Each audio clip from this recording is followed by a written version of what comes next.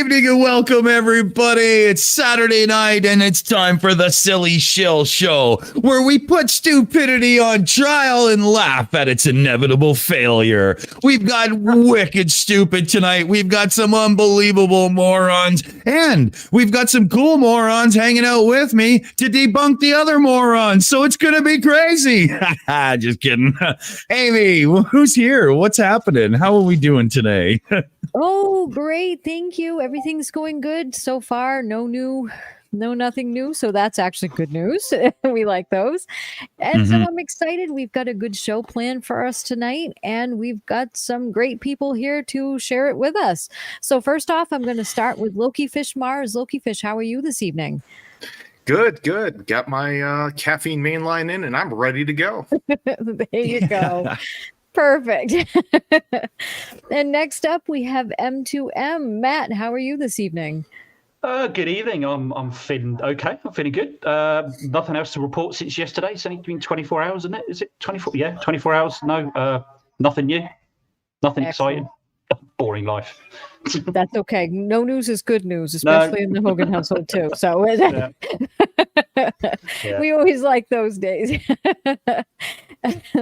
And next up, we have DKG Custom. DKG, how are you this evening? Hello, everybody. Like Loki Fish, I've got my Chardonnay enema all set and pumping away. So I'll be good for the night, and we'll see what happens. There you go. Be frightened, right? And next up, last but not least, we have Dick Dawson. Dick, how are you this evening? Very good, very good. Working on a lovely, cool can of beer here, and my son's off playing or doing whatever the hell a 14-year-old does in this day and age. I have no idea what it is. I just hope he doesn't get arrested for it. And yeah, things are good. I did a little downloading of a few videos that Colin and a few people posted, and getting ready. And holy hell, man, there's some I think we've gone above and beyond on the stupid meter. I do believe I'm going to have to draw an 11 after the 10 because we've just reset the scale. It's going to be crazy. Awesome. I can't wait. So we have some great videos tonight as well. Should we get right started into them? I do hope one of them is denying William Shatner went into space. Oh, please. I do believe we have something on that. Where is my damn folder? Here we go. For some reason I couldn't get it to open. There we go. Okay, so let's see here. Your wish is my command, DK, because we have Flat Earth, the Captain Kirk method of space pantomime.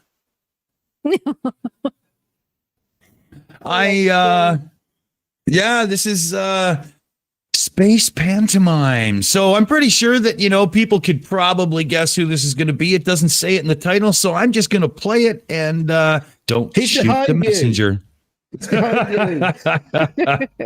The other day, hot off the press, I heard Captain Kirk's supposed trip to space. She had some thoughts on what I thought was going on. That's Leo. It was wishful thinking, I'll be honest. And of course, since then, I've been waiting for more footage to emerge to do a full breakdown of this pantomime. Of course, most of us know it is a pantomime, a show. But not much footage has emerged. And what has emerged only gives the game away even more. And initially, I'd missed the landing. As you notice, it's not in the original clip, the original video I did. And I find the landing incredibly damning. And off the back of that, I had a little peep at the chair. And that's design. And just based off that, the footage of the landing, the chair's design, no one was in that rocket. One, taking off, or two, landing.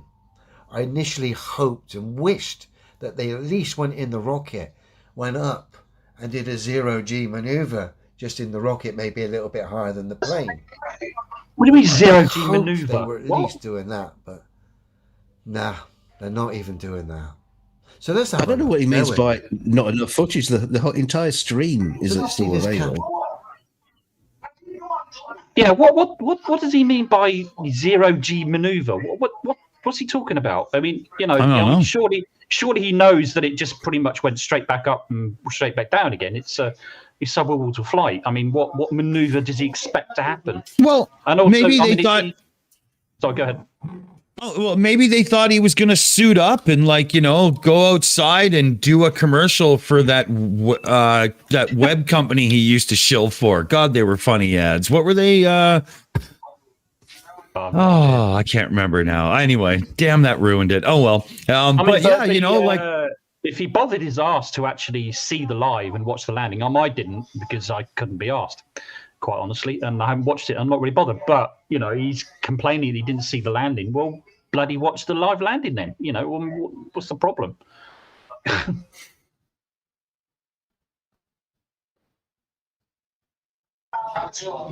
Hello. Oh, yeah. Sorry, my mute. But yeah, a quick search would find it for you, no problem. What's the big deal, right? I don't know. I have no idea. Don't know what his issue is, but I mean, I know exactly. I haven't watched his video. I was tempted to watch it, but I didn't. But I know exactly what he's going to do. It's all going to be just point at, look at that, look at that, look at that. It's all fake. It's all fake with nothing, no solid, nothing really, any evidence of any description. I guarantee it.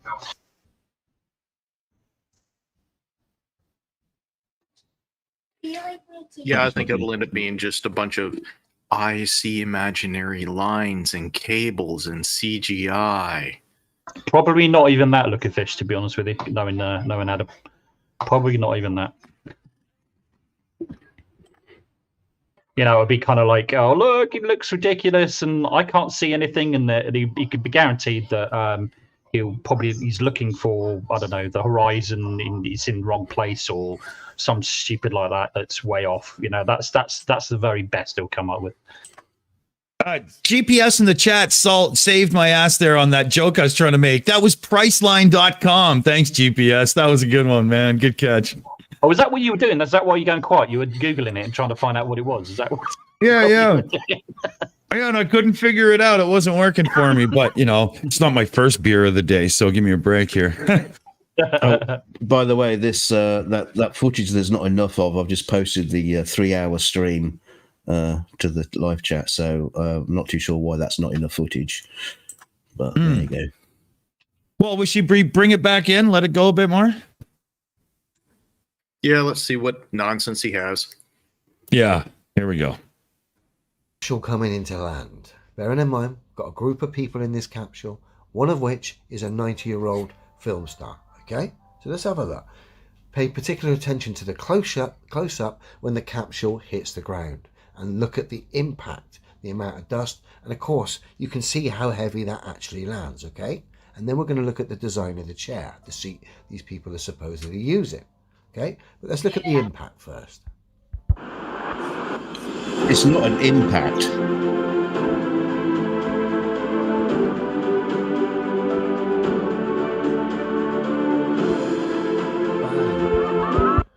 That's quite a heavy impact. And once more, That's not...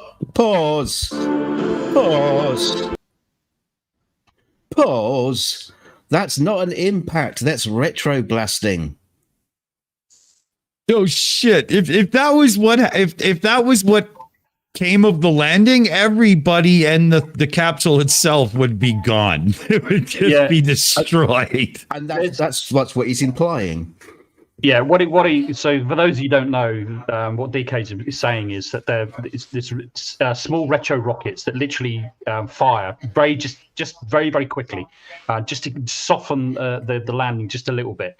That's all it is, and that's why all this dust is flying out. That's it. There's no big impact at all. David Worley in the chat says memory foam. And also another thing, if I may add too, it's the desert, which is dry, which has dust. What happens with dust when you slap something down into it? Blow on it, basically. Exactly. Yeah. It's messy. But please note what's actually happening to the dust, right? It's going outwards. Yeah, it's billowing. Right. Yeah, it's going outwards. So just bear that in mind. He's looking at it like Wile E. Coyote when Wile E. Coyote hits the ground in Roadrunner. That's what he's looking at. I get a feeling I know where this is going because PJ mentioned something about dust. There's no dust on the capsule. But how you can actually tell with cameras at a long distance, or even you have to be literally there and touching it to know whether there's any dust on it. So we'll see. And also, if the dust is being blown away, why would it be on the capsule? Well, yeah, exactly. There'd probably be some a little bit, maybe, but not enough to be any significant. Come on, guys. Dust is just like salmon. It always goes home to spawn. Dust comes back. That's how it works. Right. Well, he's an idiot. I'm going to get a special pause ready for the next one because I'm pretty sure we're going to fucking need it. No, yeah. Bang. That's a pretty heavy impact, particularly for a 90-year-old film star. Okay? There was... What? Are film stars built differently to the rest of human beings? Yeah. I mean, seriously, if a 30-year-old can survive the landing, a 90-year-old can too. I don't like why would you instantly assume that it's like a Daredevil, Evil Knievel, this could kill you thing? He's 90. Do you really think he'd fucking go then? Come on. Give me a break here. He's not stupid. I mean, but you get to bear in mind as well, this is space tourism. These are not trained astronauts when you might expect a little bit of a bump, but they want to make it relatively comfortable. So there'd be a bit of a jolt, but that'd be the height of it. That'd be it. Not enough to cause any injury whatsoever. And like I said, they're semi-reclined in a seats that are cushioned or what's the word? Not what's the word? Yeah, cushioned from impact, I guess. Yeah, I mean, so yeah. They had a much more comfortable. Oh, sorry, DK, but they had a much more comfortable landing than Mad Mike. Let's just say that. Don't have too much fun. I've been called away for a second. Hold on. Alrighty. I mean, the forces he experienced was probably about as bad as him falling out of bed in the morning. Yeah. These systems are designed to be very, very safe, especially with space tourism. The requirements are insane. Right. Yeah. I mean, they're landing rockets instead of just, ejecting them, all the body parts now. They're landing them back so they can be reused. If they can land that safely and not just jar it to pieces and have to rebuild it from scratch, why can't we get an old dude down? What's the big deal?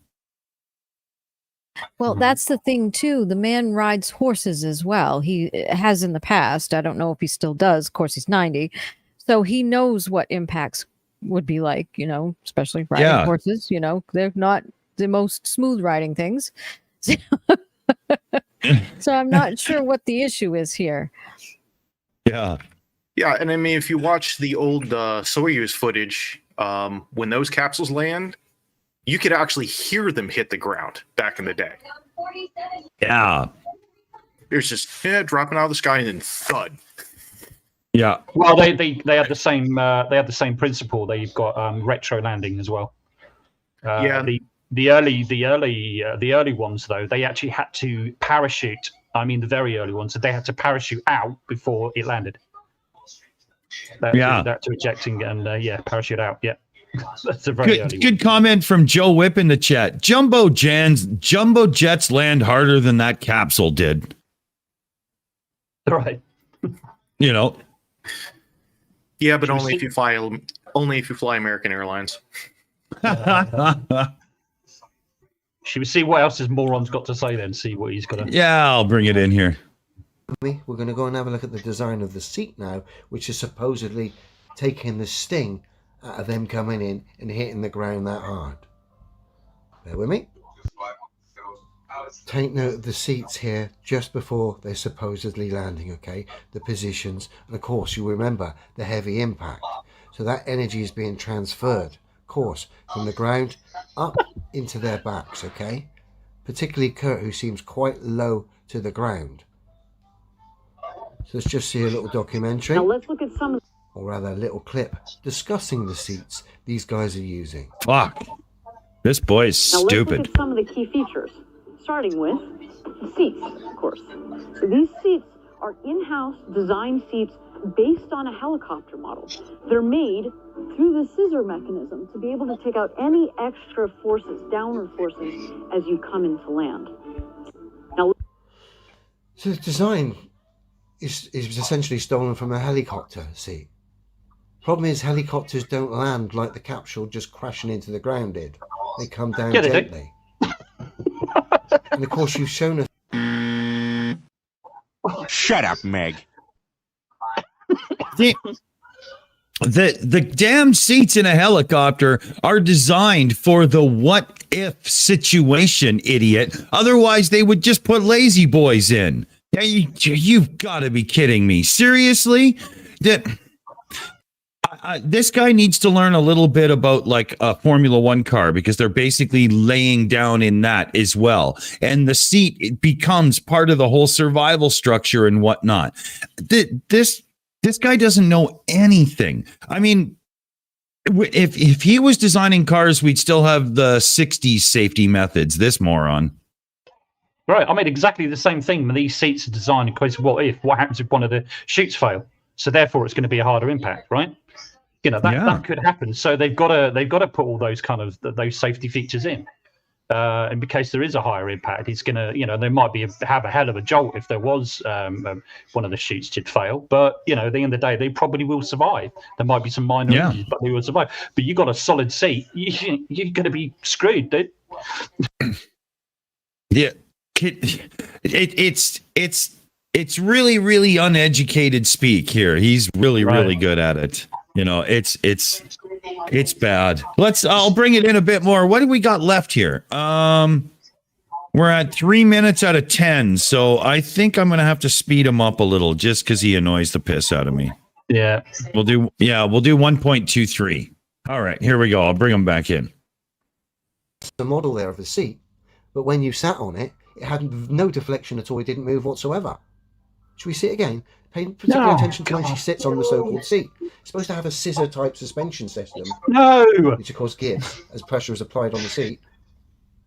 But it didn't move at all. Are you kidding me? But we're supposed to believe that is taken into account when the capsule comes crashing down. Even the design itself is flawed. But let's just see her sit on it again. Like I said, pay particular. Okay, I'm doing a half-ass pause. I'm leaving it full. But he's completely discounting the fact that everything he's talking about is built into the bottom of the craft, the landing gear, whatever they've got, you know, poles sticking out with shock absorbers and so on. That jolt from actually hitting the ground he's talking about shouldn't be felt by the people inside hardly at all. No. Yeah, I mean, the seats are... Go ahead. No, you go ahead, Lucky Fish. Sorry, go ahead. Yeah, I mean, the seats are lined with energy absorbing material. Then on top of that, they're on a shock absorbing system. And the shock absorbing system isn't even going to start to show any movement until probably a couple G. Yeah. Exactly. So, I mean, yeah, exactly. I mean, there's not going to be any movement in those seats while we're just sitting down in it. It's only there if there's a high impact, but there was no high impact. So we kind of need to rewind. He's got it wrong from the start. So basically he's going from the point he was wrong and he's getting more wrong because he got that wrong to begin with. You know what I mean? Honestly, he hasn't got a clue. He hasn't got a clue what he's talking about. What does he know about this stuff? He knows nothing. He's not qualified in any of this stuff. So what makes him a right to judge is that exactly what's going on and how it's designed? I mean, you know, fuck off. But you gotta respect his willingness to just stand up and exclaim his ignorance to everyone willing to listen. I mean, he's got balls, you know, for sure, right? It's just, you know, he's also got empty head, so you know, doesn't really, you know, the message is confused, but at least he tries, right?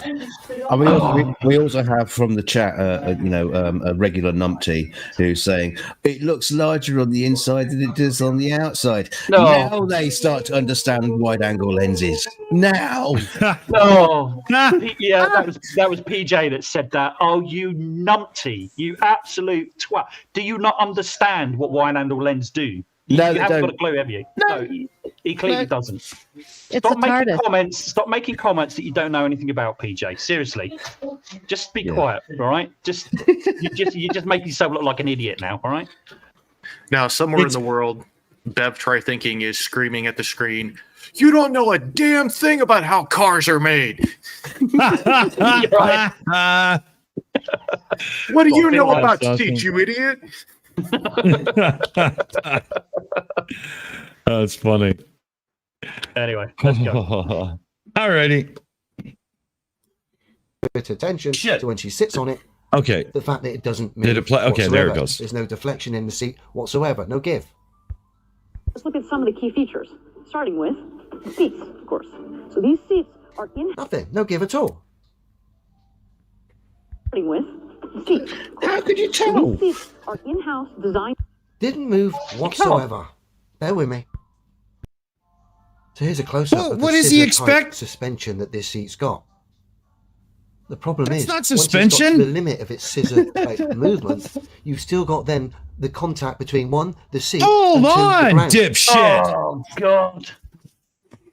Okay, I know how to, I wrench on cars, and I know a thing or two about suspension, and that is, I understand he thinks that's going to flex up and down, kind of like a really heavy person sitting on a shitty lawn chair, but that's not a suspension system from what I can see. It's just simply a low weight design for structural rigidity. If anything, it's going to be a scissor mechanism like what's in keyboards with some Right, sort of absorption. Just Yeah, looking it could be. just looking at that. Just looking at that now, if you look at the cross parts you've got underneath, right? Go above that where the seat is. I mean, that to me that might be some sort of cushioning or some sort of shock absorption there. It doesn't need to be suspension. You don't expect to see springs. It's a shock absorption. That's it. In case of high impact, that's all. But you got to look at it this way too, is how I'm figuring it, right? If that seat had to take serious impact from landing, that means everything in that capsule does as well, and that's seriously stressful on all the components and whatnot. So I'm pretty sure it's dealt with by everything that's under them, built into the capsule itself. Absolutely. Right? Like, yeah, this is just dumb. And they let this man drive heavy machinery. Huh. They shouldn't let this man buy cough medicine. Are you fucking kidding? Oh, okay. Well, here, we'll let him babble a bit more. Here we go. I'm speeding him up a tiny bit more, though, because he's really getting on my fucking Grab the nerves. floor of the craft, where your suspension reaches its limit, and then it will deflect a bit of energy, but you're going to absolutely be smashing once this scissor suspension reaches its limit, smashing into the floor, breaking your backs. There's not even that much room here, judging by the picture, to deflect the energy away. This seat It's not a design alone, and the 72 way that craft Cadillac, went crashing dude. in, and the fact I'm supposed to believe a 90-year-old Hollywood film star was lying there like that with his back crashing down like that with that seat system, which is for a helicopter, and helicopters land gently, and we've just seen this thing smash into the ground. Gives it all away, big time. Not all helicopters land gently. So let's look at the Captain Kirk supposedly going to space story here, and I'll pause it and break it down as we go and highlight exactly what's going on here in this charade. Hey, what? When you're up there, see this beautiful, vulnerable blue planet. Remember, Vulnerable. Quite obvious what is being pushed here, as well as the space fantasy. Yeah? it's just our origin. And you guys are here at the beginning. We know no one is in that rocket. The seat design alone tells us that. I'm a bit gutted. I actually hoped that they actually got in a rocket and did a zero-G type maneuver in the rocket. I really did. Yeah, they're not even doing that. He said it again. What a shame. The design of the seat alone tells us that. The crash landing, of course, tells us that. Supposed helicopters don't come in like that. They're not meant to. The fact Williams... look, there they are well, sitting. We'll continue. Like I said, no one is in that rocket other than dummies. Hold on. Whoa, hold on. I've got the stream going right here beside me, and look, they're all sitting in the capsule. The helicopters flying around it. You can see people sitting in there through the window in that clip you just saw, and he paused it just afterwards, and he said, "There's nobody in that rocket. There's nobody in there apart from dummies." Okay, so if you're going to claim that, where's your evidence? Yeah. I mean, but that's the problem. The problem is like his lemmings are not going to question that. You know what I mean? It's like, come on, dude. If you're going to make some claims, provide some freaking evidence of it. Just saying dummies is not good enough. It's like CGI. If you're going to claim CGI, prove that it's freaking CGI. Evidence. Yeah. Show us them loading the dummies onto the rocket on the live stream. Yeah, show us that. We've got, show us that, and we can have a conversation. You know what I mean? But no, there's no evidence of it. This is what Adam's always about every single time. No claim, totally unsubstantiated claims. To be honest with you, I'm quite surprised you didn't say they beamed him in. Yeah. Beam me up, Scotty. Yeah, they're not stealing my transporter technology. That's for sure. That's special for the shills only. Okay, I'll bring him in a bit. Here we go. Now that scene has got to be a mock scene in the studio somewhere, which more than likely has got screens there showing you this supposed liftoff with footage there taken from one of the test runs, then played on these screen/stroke windows, where this lot just sat in there in their seats/stroke props. Evidence. That was CGI. That's probably a real rocket launch being filmed by the members of the team. Evidence. Then we come to this scene. I hoped that it was a real scene, that they were essentially experiencing this environment in the rocket capsule, but they're not. Again, we know that, the design of the seat. And of course, the crash landing. What's the seat? Which leads me to believe what's the seat got to do with this it? is on harnesses. It's not. I know. This to me can only be one thing now: a mocked-up zero-G plane with screens. We saw the screen sort of mock-up just now, where they were supposedly blah blah blah. I heard all that here in before. studio, Yeah. But this, I think, is a mocked-up zero-G plane. The limit footage we got, that has to be what this is. We've no doubt some special effects blended in there as well to push this silly lie pantomime. No doubt. Yeah. Oh, Jesus. Oh, my God. Oh, I can't believe this. No description can equal this. CGI. Right. Evidence. Evidence. Bollocks. And now the heavy capsule landing, which of course we know because of the seat design. No humans were on there. No doubt they were put in after. I'm not saying there wasn't footage taken of test runs of people in this capsule, but there were 90-year-old Hollywood stars, and this wasn't what we saw. And I even thought maybe this capsule was dropped from a cargo plane with William and all that lot, Captain Kirk. But no, not even that, based on the landing. And of course, the design of the seat. It's a shame. I'd hoped that they were at least going up in a rocket and experiencing something, but they're not even in it. Such a shame. Yeah, they did. Same again, mock-up in a studio here with windows that are actually screens showing this footage. Again, Prove it. test run. Prove it. And then bang. Shut up. Screens? The backbreaker coming home. We've looked at the designs of the seats. You've got a 90-year-old man on there, supposedly. That would have probably broke his back, killed him. The suspension, the scissor suspension, would have reached its limit. Then you'd have had all that force going straight into the 90-year-old Captain Kirk's back. Probably killed him. Clearly ridiculous. And then we come to this space pantomime Oscar-winning performance here from Captain Kirk. We know he wasn't in there based on the design and the footage we've seen now and everything else that's been brought forward since. We know it's just tosh. Bollocks. Let's have a look at Captain Kirk winning the space pantomime Oscar of probably all time.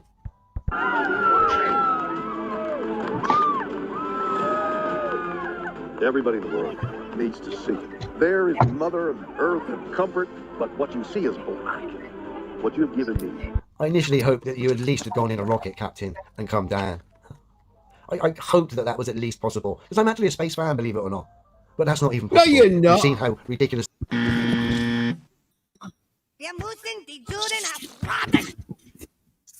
Fucking liar. I can't believe he just fucking said that. What?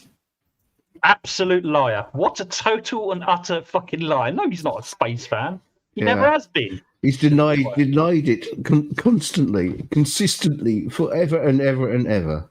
I mean, you know, I think earlier on as well, did you hear him say, I was hoping that it was going to be real footage? No, you fucking weren't. You know, Yeah. what's the word for that kind of, when you do that kind of thing? There's a word that describes that. I can't remember. Twat? Twat, yeah, that'll do. Yeah, I think he meant in the Hollywood sense, like he likes science fiction movies in space. Oh, he likes the original Flash Gordon. That's what he likes. I think for him, it's actually heavy metal because he likes cartoon titties. No, he likes Buster Crab in very, very tight shorts. That's a good one. Well, shit, we've almost got enough votes. Shall we play just a little bit more and see if we can't get this one over the hump? Yeah, you must, if you must.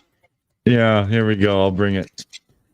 Oh, God, I'm voting now. Fuck this guy. Well, bless him. You got to live with that, Captain. The seat in that craft tells us the truth. You wouldn't be there. You'd be snapped in half, mate. But here you are. Sorry, don't let me interrupt this Oscar-winning space pantomime performance. Is the most profound experience I can imagine. I'm so filled with emotion. The seat tells us the truth, Captain. What just happened? No, it doesn't. The crash landing tells us the truth, Captain. Can someone tell Elio you can't actually tells us win? the truth, Captain. You can't win Of course, let's not an forget. Academy Award. Fuck for that. You can't win an Academy Award for a live stream, you idiot. It has to be on. It has to be a film that's actually shown in theaters. Wow, that was unbelievable. There was not. Okay, there was a tiny bit of an attempt to explain, like, looking at the seats as if he was looking at the suspension of something. I mean, if that guy looked at an F1 car, he would go, well, there's no suspension in that, so blah, blah, blah. And then it still is the fastest thing around a circuit. Like, this guy doesn't get it. But more than that, it's just instant denial and just shrugging it off. Oh, that's CGI. Oh, they got screens outside that. Oh, blah, blah, blah.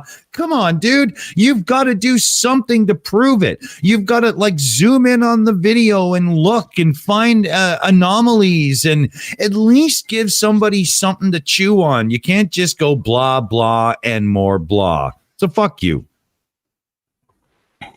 Right. Yeah, I think he just like, well, I need to get a video out. I need to get a video. Yeah, let's just throw this together and kick it out there. Yeah. Right. Once again, Adam talks about something that he knows absolutely zero about, gets it wrong from the word go because he focused straight on with the high impact when there was no high impact. And then just went on from there. I mean, it's, he's basing his whole thing basically on the seats. But he's got no evidence that what the seats do or don't do. I mean, he knows nothing about that kind of engineering, literally nothing. So what makes him qualified to do it? And then in between, of course, he makes his CGI claims and with absolutely no evidence, not even pointing anything out to actually sort of might show that it's CGI. Absolutely nothing. Fine, claim CGI, but you're not going to let you get away with it unless you can actually prove that it is CGI. That's why I keep telling everybody in debates, if somebody claims CGI, pull them up on it. Give me the evidence that it's CGI. Otherwise, it could be dismissed. And, his video is dismissed. Simple as that. That's the way I look at it. Well, also, I love the fact that Adam here, Leo, he basically managed to find like a 5-minute clipped version of the launch and everything in it, whereas he could have gone to the actual 3-hour long stream from Blue Origin itself and disseminated that. But no, it can't be asked. Can't download a whole 3-hour video and edit that. No, I'll just find something that's 5 minutes long and debunk that. Minimum effort. All right. Yeah, because watching the whole 3-hour video would require actual research. Yeah. And time. Capsule touchdown. Yeah. Sorry, I've just got the stream on. I'm actually watching it, looking for all this CGI nonsense he keeps talking about. Yeah. Good luck. Oh, actually, funny. Okay. There's a I'll rewound it. There's a shot here on the live stream just as the capsule has landed and the dust is just starting to clear and they're zooming in on the capsule and you can see the dummies inside moving around. Oh, maybe they're robots. Oh no, the dummies have actually got up. They're standing up. They're walking around. They're cyborgs. That's amazing. Wow. Cyborgs. Those are real. Yeah. I mean, must be seriously expensive dummies. Right. Like the one that sits in a fucking crane. That's a dummy. Oh. Well, should we look at our bag of tricks here and see what's going on? What's this alert. now? Morons detected. Deploying countermeasures.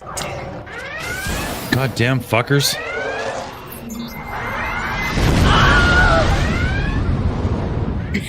Flat Earth vermin have been eradicated. Condition green. All right, we're good. All good. Love that security system. Yeah, love it. Best $79 we ever spent.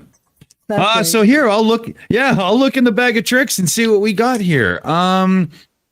We've got Loki. We've got Qantas Flight Q14. Yeah, Loki knows this video well, doesn't he? Yes. Well, let's bring it up. Yeah, Yes, let's please, bring it do up. that one.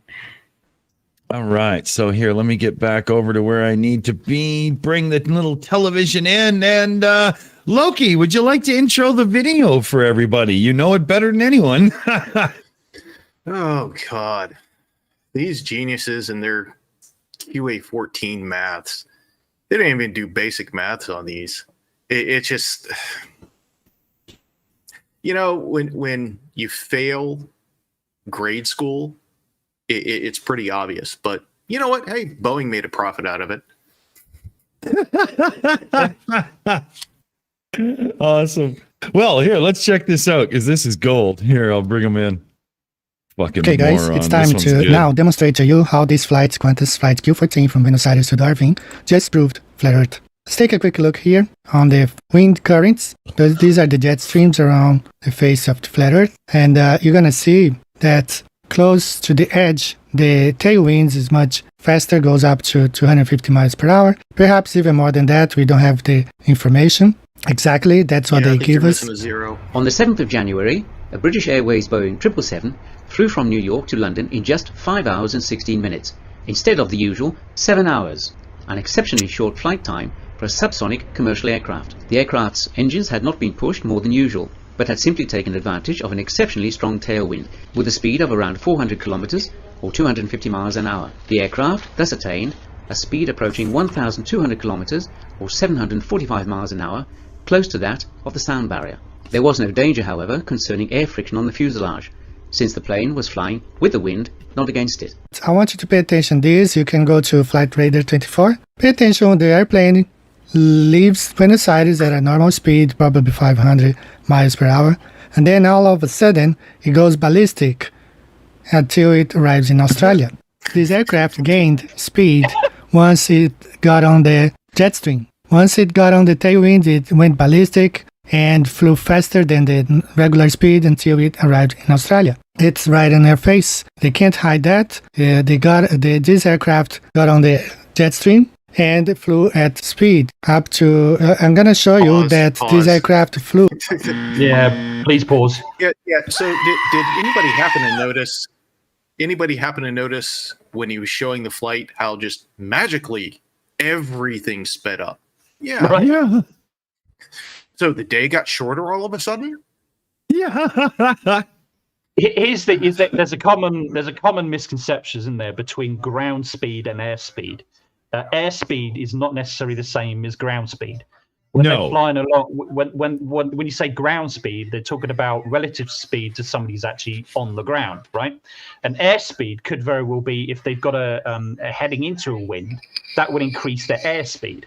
So actually, what they're doing is they're being pushed along, but there isn't an increase in airspeed because the wind's not against them; it's going with them. You know what I mean? It really annoys me when they come out of saying all of a sudden it went ballistic. I mean, what the fuck does ballistic mean? Ballistic? Yeah, what kind of speed is ballistic? You know, it's like, yeah, it's missile speed, man. Right. Yeah. Exactly. I'm like, bloody hell. As soon as he said it the first time, I just chuckled. Like it went ballistic. It sounds like me when I was 14 years old, man. You know? And all of a sudden it went fucking mental.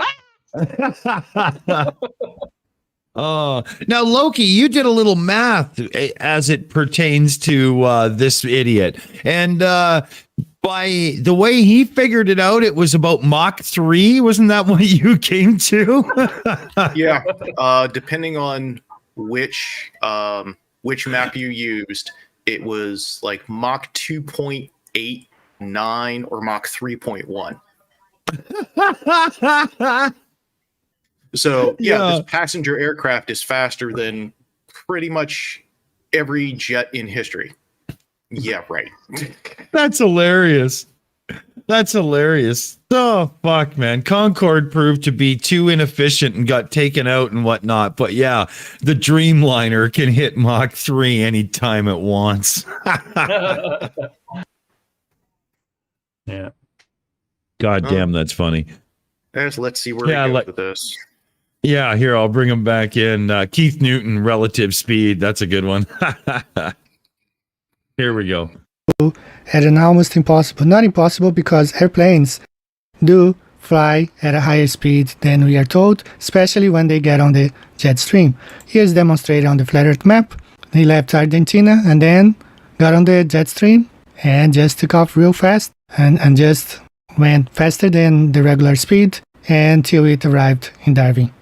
And another biggest proof, and I want to thank Jeranism and the guys from Globebusters before pointing this out, the greatest proof is right here. This aircraft, it says it left Buenos Aires at 12:28. Now, look, we know on the flat Earth, we average the speed of the sun circulating over the flat Earth at about 1,000 miles per hour, which equals to what the globe believers believe the Earth spins on its axis at 12,000 miles per hour. So pay attention when this aircraft leaves Argentina. The sun, which is faster, the daytime is faster than the speed of the aircraft, should leave the airplane behind, but it does not. It shows that the aircraft is flying at the same speed of the sun. Pay attention, it's always in that edge. It never gets left behind. It follows the sunlight, right? So that shows this aircraft flew at a much higher speed than 500 miles ground speed they are telling us it did. Okay, we believe the speed of the sun is an average 1,000 miles per hour. You guys, globe believers, believe the Earth spins at about 1,000 miles per hour. So here is the aircraft going the same speed as the light of the sun, never being left behind. If this aircraft was flying at a speed of only 500 miles per hour ground speed, the light of the sun, it would leave this aircraft behind.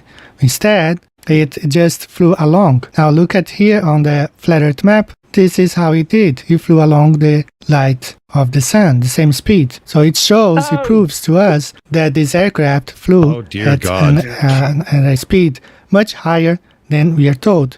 1,000 miles per hour, that's the speed of the sun, or the speed of the rotation of the Earth according to globe believers. And this aircraft flew along the light of the sun, just was never left behind. So that proves that flight Q14 shows that this flight flew along the jet streams. And please shut up, Meg. So if the jet's doing Mach 3 in order to make it that time, then it would actually outpace the sun by a bit. You think if he did 5 or 6 seconds of research, he might have been able to figure that out. Yeah, I mean, it takes you got a 24-hour day-night cycle. So you can simply do the math, and then you interject something doing Mach 3. It's going to leave the sun dateline, whatever it's called there. It's going to leave it for dead. I want to know what this bullshit word Loki Fish was just mentioned. Was it what did you say it was? Research? What's that? Don't bring your newfangled scientific terminology to us. Oh, don't tell me. Did he say do your own research? Did he? Is that what he said? No, he just said word research. I don't know what the fuck that means. Research. Okay. Well, yeah. Okay. Well, define research, right? Research to me isn't going onto some guy's YouTube account like this fucking moron and believing everything is dead, or going to Globebusters who absolutely know nothing about what they're fucking talking about and expected it to be facts. My kind of research is actually asking scientists or airline pilots and people like that who know what they're freaking talking about, who are qualified to do so. That's bloody research. You telling me research is not a YouTube hyperlink? Yeah, sorry, dude. Yeah. Oh, damn it. Now, I'd also like to point out that as far as the Mach 3, that's Mach 3 cruising speed. That's not even maximum speed. So if you actually figure in how long it took for the flight to get to the jet stream where he says it went ballistic, it would actually have to travel faster than Mach 3. Yeah. Oh, dear me. And as for that stupid fucking model with the sun on the opposite side to the moon rotating around in the same place. Oh, God. IB Hunter's got a good one in the chat. If you're near the pole, you can outpace the sun by walking. Right. Awesome. Oh, geez. All right. I'll hit the damn button. Oh, here we go. It can only get worse, right? Not on the spinning ball Earth. It flew on the flat, non-rotating Earth along with the jet stream. Thanks for watching, guys. Please share this video. You can upload it to your... Oh, he's getting gonged just because. I'm just doing it. Yeah. Oh, damn it. So, for tonight's word salad recommendation, I think a raspberry vinaigrette would be mine. That's what I'm going to go with tonight. No, I think I'm going to go with Greek because his entire video is just Greek to me. Hey, that's a good one. I like it. Oh, wow. Yeah, just, I think the honey mustard on that one was good. Ooh.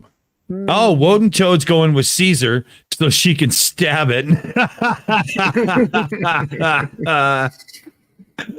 That's funny. I was thinking maybe something like Castrol GTX because you need something to make that slide down. I was once in a sex store and saw a tube called Analese, and I do believe that would help it go down. But maybe that's just me. Wow, that was rough. Anybody want to round up and sound off on that one before we pick some more poison from the bag of stupid? What's sad is, did you notice how he kept repeating the same thing over and over and over again so he could get his couple minutes mark in the video? Right. Oh, yeah. Good point. Good point. He did. And yeah, outpacing the sun. That's just, that's something else. I love it. Yeah. Just That's a good one. Yeah. It's the one when he said going faster than the light of the sun. He said as well. That was like, what the fuck? Oh. What are you talking Yeah. about? What? Faster Yeah, than the speed of light. Interesting. Yeah.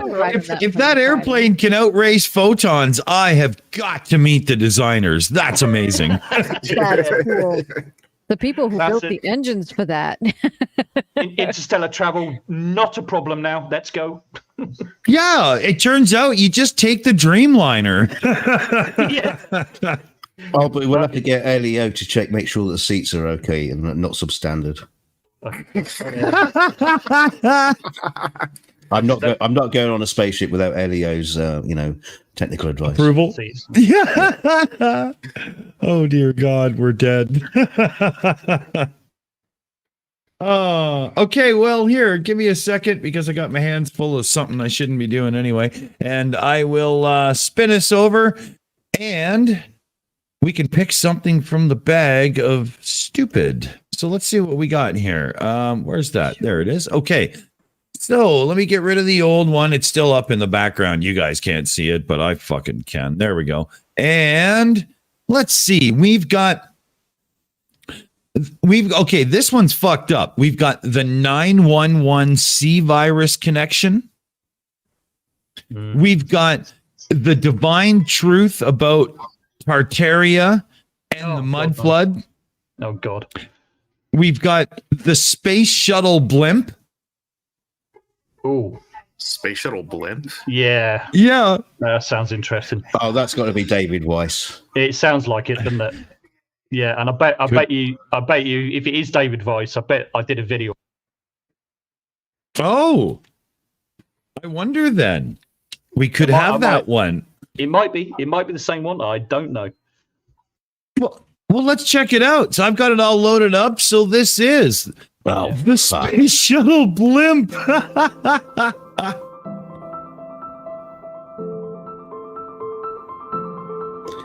Gong. T-minus 15 seconds. The sound suppression water system has been activated. So what? We have a go for main engine start. And we have main engine start. 2, 1. Booster ignition and liftoff of Discovery, celebrating its 25th birthday by racking up science and supplies to the space station. Houston now controlling the midnight ride of Rick Sturckow. And So what? It's a video. Station. Discovery rolling onto the proper alignment for its 8.5-minute ride to orbit. 4.5 million pounds of hardware and humans taking aim on the International Outpost. I don't think blimps are supposed to catch fire like that. Well, the one that did it didn't fare well for it. Sound suppression water system has been activated. I know where this is going. We have a go for main engines. A little fire. Fuck. And yeah, main engines start. 2, 1. Pause. I knew this was where I was going. I have a feeling that is David Weiss, right? The bounce that you actually see, if you look at any space shuttle short launch, right, it doesn't happen all in one go. What happens is the main engines, which are the liquid fuel engines, start up first, right? And then a few seconds later, I think it's maybe about 2.5 seconds later, the solid fuel rocket boosters start up. Okay, that's the point when they release it. So there's going to be a little bit of uplift while it's still being held down. It's meant to bounce like that a little tiny bit for that very reason, because otherwise it's going to hold it down. It could do damage. So there's going to be a tiny bit of bounce before the solid rocket boosters go, and then away it goes. Because it takes time for the liquid engines to actually get up to full thrust. It takes a few seconds. You know, that's all that is. Yeah. Of course, a little bit of research, tiny bit of research would have been, you'd be able to answer that question, because that question's been asked many. I seem to remember the story of the Hindenburg, and I'm not sure that rocket-powered blimps is the way to go. Right. Just thinking out loud, maybe it's just me. I'm not sure. But it seems to me that there might be an issue or two. Should I bring him back in? Yeah. So enthusiastic. And we have main engine start. 2, 1. And we have main engine start. 2, 1. And we have main engine start. 2, 1. And we have main engine start. 2, 1. And we have main engine start. 2, 1. And we have main engine start. 2, 1, and we have main engine start. 2, 1, and we have main engine start. 2, 1. Booster ignition and liftoff of Discovery, celebrating its 25th birthday by racking up science and supplies to the space station.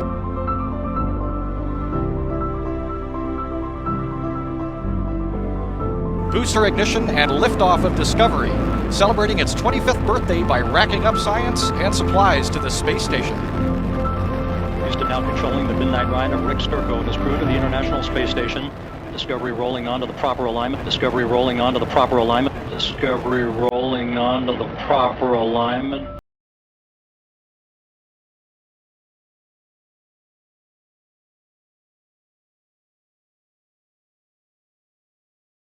Discovery rolling onto the proper alignment for its 8.5-minute ride to orbit. 4.5 million pounds of hardware and humans taking aim on the International Outpost.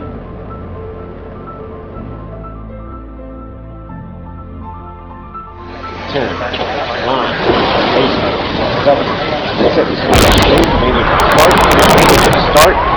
2, 1. Booster ignition and liftoff.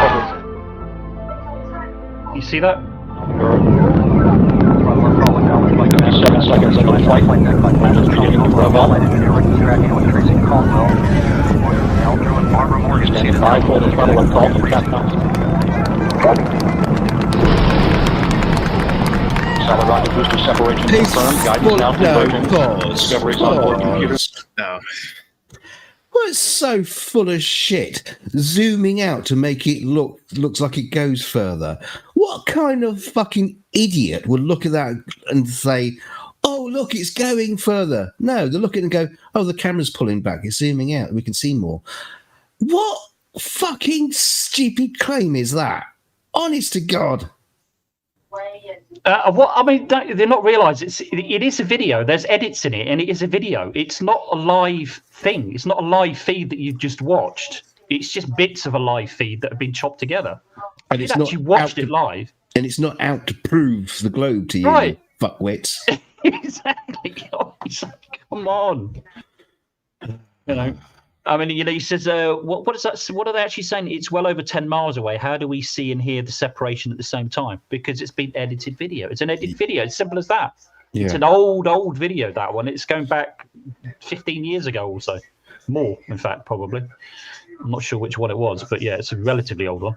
Well, it's funny enough. It's actually videos on YouTube today where people take, superb, high definition recordings of rocket launches, and then they will retime them to match what the visuals look like, and so you have this amazing, fabulous experience.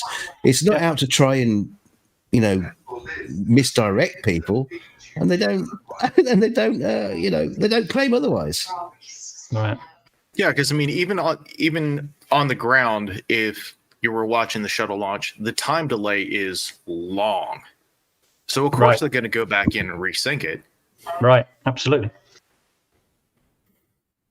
And there's plenty of videos that do exactly that, particularly with the shuttle launches. Other launches as well. Yeah. This is just a whole big whack of stupid wrapped up in one conspiracy-minded motherfucker. So do you know who this video is? Who is it that did this one? Fuck, I don't know. I'd have to look through my web history to figure out where I downloaded it from. Don't worry, it doesn't matter. You know what I'll start doing is I'll start putting the creator's name in the title of the video when I download them, because this often happens and I just don't know. Because once I download it, all I have is the video title, right? Oh, I see. You already have them pre-downloaded. It's not a link that you have that you just. Yeah, no, I download them because I have way more control over how the video plays then.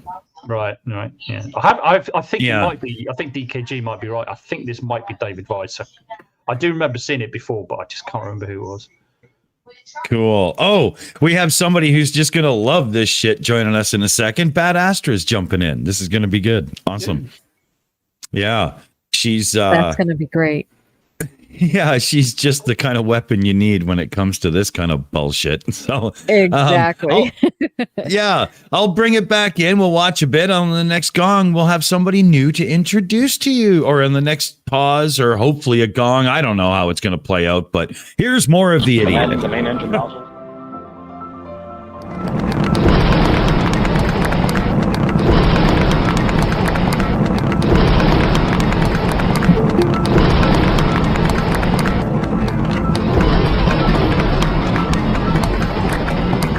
To swivel, aiming the shuttle for its precise target in space for main engine cutoff. I could re-edit that so it's not in sync. Right. Easy. Suck it up.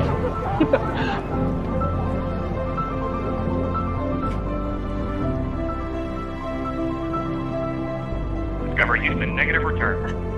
And of course he's watching a Hollywood production saying this is nothing more than a Hollywood production. This is a documentary.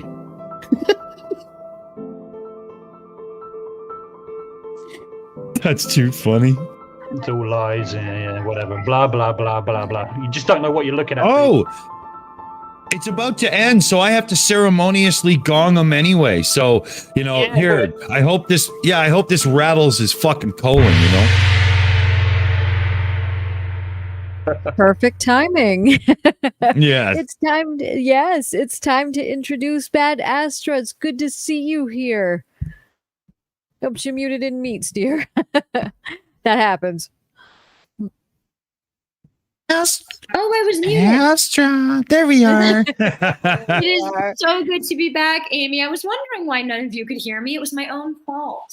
Well, we're so glad to have you here because we always love it when you're here. So this is awesome. So how are you tonight?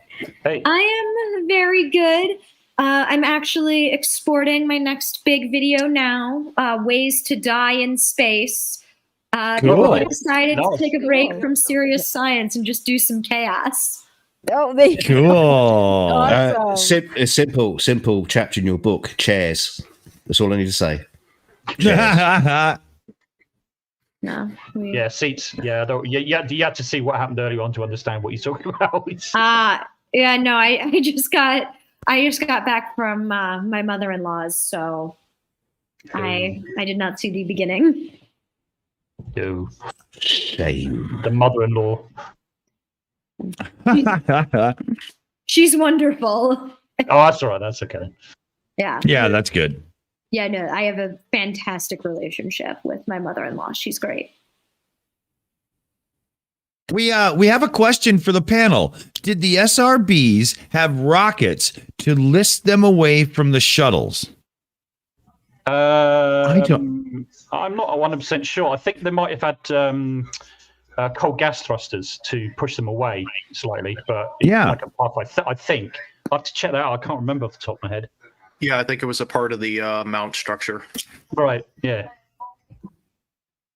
That's what I would figure, right? You know, if you're going to go with the whole explosive bolts thing, why not just make them a bit stronger so it pushes everything out the way, right? Yeah.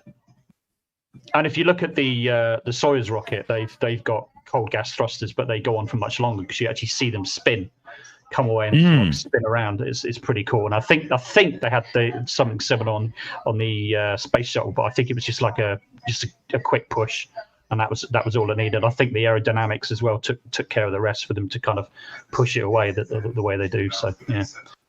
What are you talking about? No, they just bounced on the balloon, and that balloon it's like grows out at the side where the astronauts are jumping up and down it, and the balloon pushes them away. That's how it works. Exactly. Yeah, that's what it is. Yeah, clearly. Yeah, I mean, needles will puncture balloons, but fire's safe with a big balloon. Especially when it's full of like flammable gas. It's no problem. So we do have a couple to pick from here. We have what pop star? Flat Earth Proof number 10. Felix Baumgartner's Red Bull Jump. We also have back to that again. Flat Earth. Yeah, well, they're going to use Baumgartner's Jump as a Flat Earth proof, which is ridiculous, but that's a video. We've got it. Here's another one. Flat Earth questions you've wanted to ask a believer.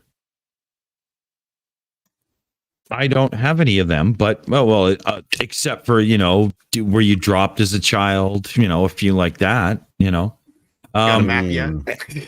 Yeah. I guess mine would be, what does the entire world, including underpaid elementary school teachers, have to gain from this conspiracy? Good call. See, everybody had an idea on what their question would be. So I've loaded the video to find out what this idiot thinks the questions would be.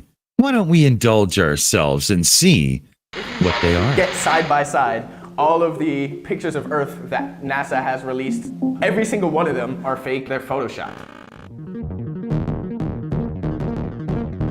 Prove it. The other planets and moons in our solar system don't exist. There's not a solar system. You can't go and land on the moon. You can't go and land on these planets. They're not there. This outer space kind of sci-fi thing is exactly that. It's science fiction. The Earth is at the center, and the moon and the sun revolve around the Earth. I know it's not 100 million miles away. That's as much as I know. I mean, it's close, way closer than we believe. So the sun is 100 million miles away, but we can have huge fluctuations in weather.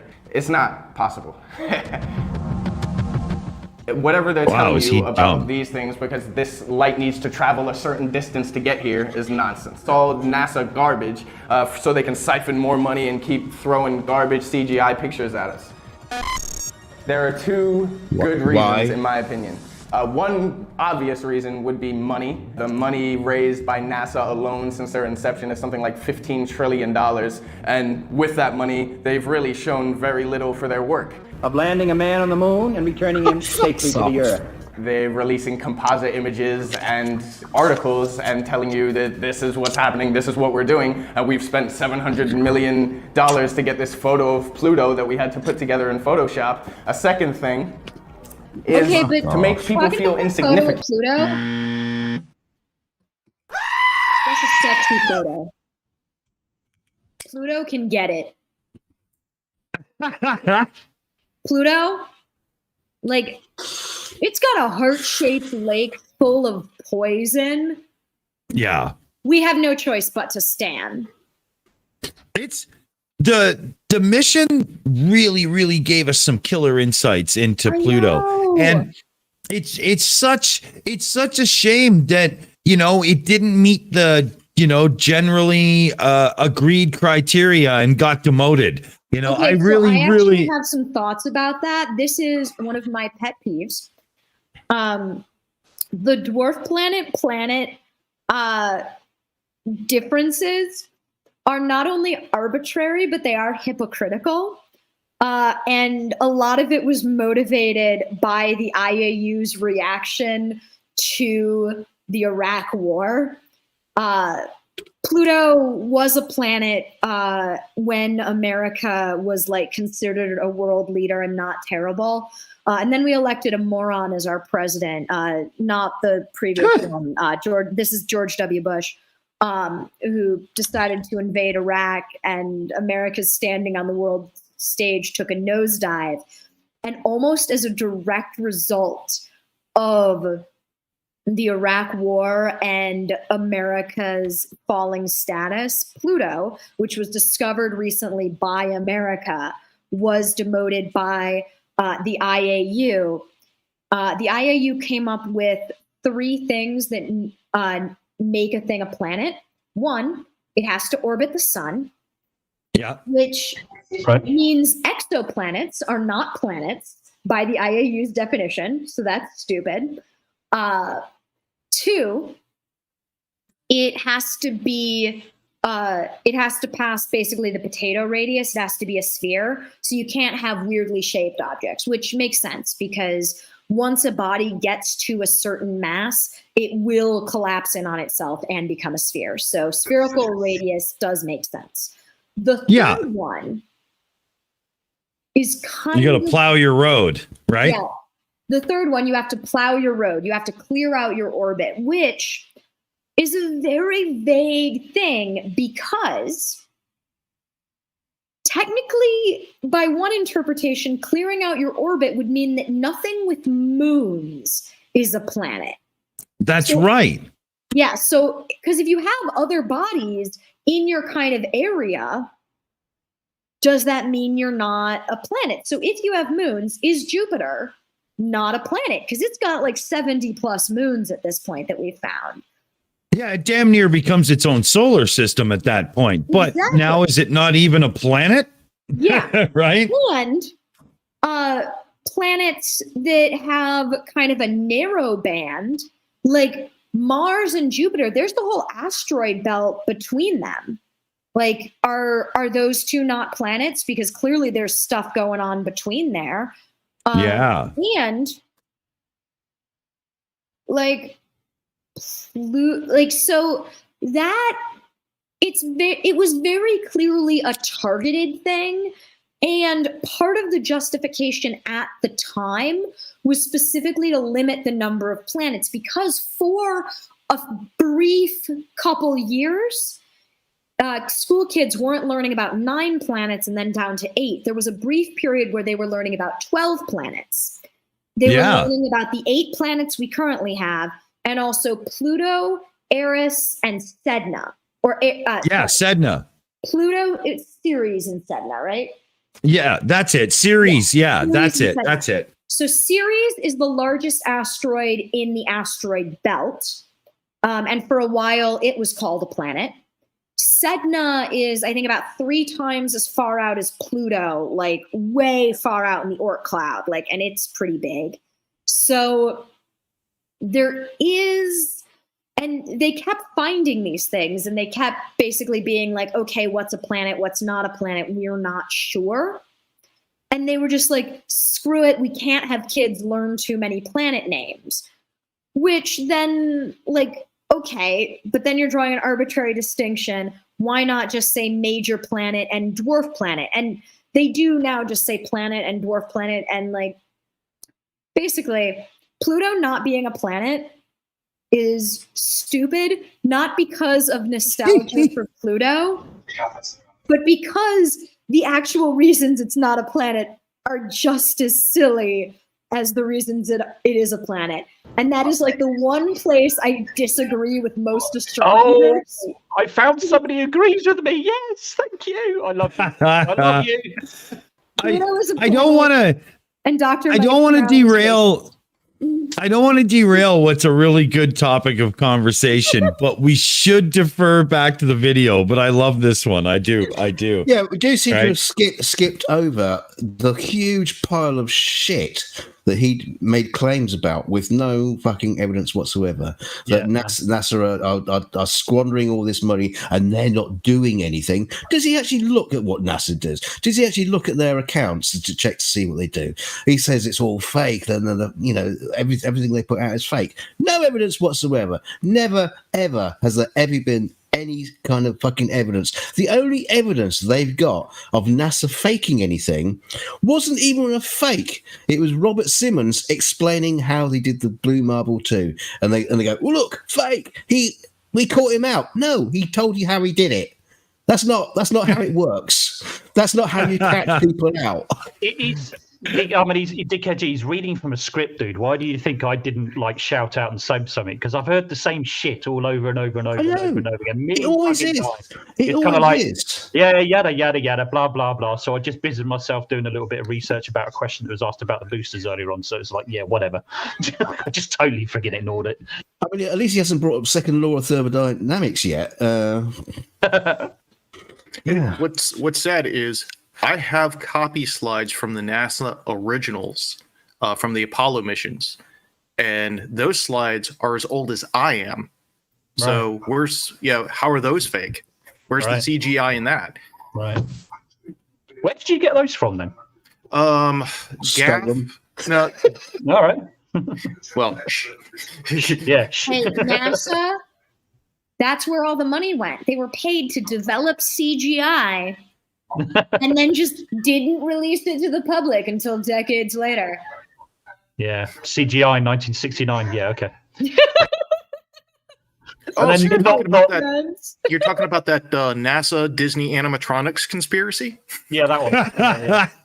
Yeah, not to mention Project Gemini before that and Project Mercury before that were all CGI as well, going back to 1961.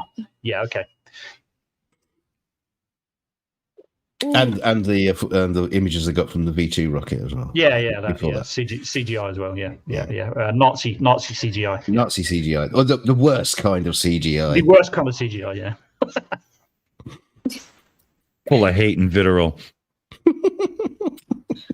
Should we play a bit more of this fucking crazy ass bullshit? If you must. Well, the gong vote tells me that the button is getting pressed. If you think that you are one of 7 billion people on the planet, and then out of that 7 billionth, your planet is 1 septillionth of a million trillions and trillions of rocks that can have the same type of people as you, and it makes you feel like this you're fucking an guy. I insignificant forgot. speck of dust. Therefore, you're easy to control. Basically, if you can imagine the globe squashed down. I think we have his whole thing. The reason he believes this is because he doesn't like feeling insignificant, but I feel like being 1 out of 7 billion people is enough to make you feel insignificant. I feel like you don't necessarily need. I feel like you don't need the vastness of space to make you realize that you're pretty small. Yeah, I mean, I also love this idea that they keep using control. It's all about control. You must know control. No, shut up. I mean, if you want control, go to Korea. Go and ask them about control, and then also ask them what's the shape of the Earth. They're not going to say it's flat. That's a nation under control. Yeah, there you go. Or just like go to America and be working class. Like, what you mean? Yeah, or here. Yeah. A flat earther getting a job. Get out of town. Oh, you're not wrong there. Well, I think some of them have delivery jobs because that would explain the whole constantly flirting while driving, thing we have going on in the world. oh my God, could you imagine getting into a lift with someone streaming about flat Earth? Oh, no. Yeah, actually, I would probably hit the stop button and turn it into an argument. But that's just me. That would be really fun, actually, now that I think about it. But I'll bring this in a bit and hopefully we'll get a few more votes. I'm putting mine in now. So, hint, hint, nudge, nudge, With wink, Antarctica, wink. instead of being its own continent, being the perimeter around the side. So a lot of people say that's like an ice wall. It's a wall the whole way. It's more like a shelf or cliff. The idea is that the sun and the moon, they rotate clockwise over the top of the Earth. And as seasons change, these simply just move outside and inside as these seasons are changing. How? Fall off into what? What? You know what I'm saying? Like, there's no edge. Pause that. Pause. He's getting the goat. Yeah. Right, okay. We keep hearing this about the seasons change. They just simply move out. How? By what energy is making these sun moving around the flat disk move outwards? Now, better still, what energy is actually making the sun and the moon rotate around this flat disk? Yeah. How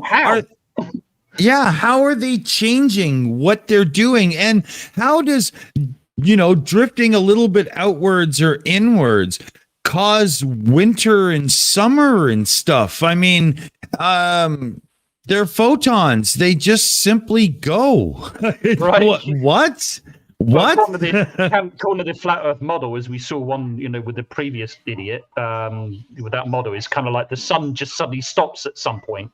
The light, doesn't it? It's just like you got this. Technically, if they get far enough away, depending on how far away, like how far out the sun and the moon get, the distance would or how far out specifically the sun gets. The moon doesn't really matter for seasons.